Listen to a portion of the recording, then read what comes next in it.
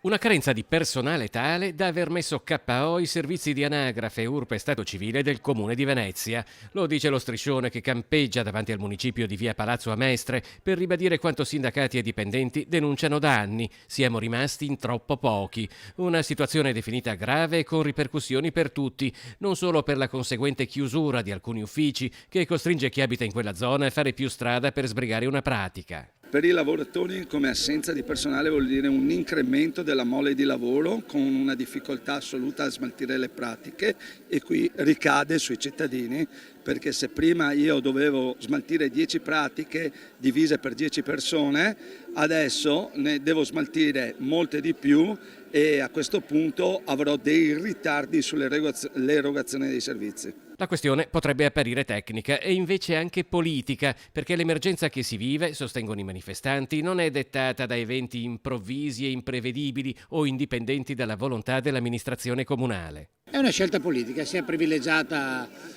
la scelta che rende di più in termini di visibilità, quindi assumiamo tanti vigili forse fanno consenso, forse uno all'anagrafe più di tanto consenso non fa. Per cui tutte le risorse sono state dirottate verso la polizia locale. I lavoratori sono saliti nella sala consiliare di via Palazzo dove si discuteva proprio del loro caso in una seduta congiunta della prima e 10ª commissione.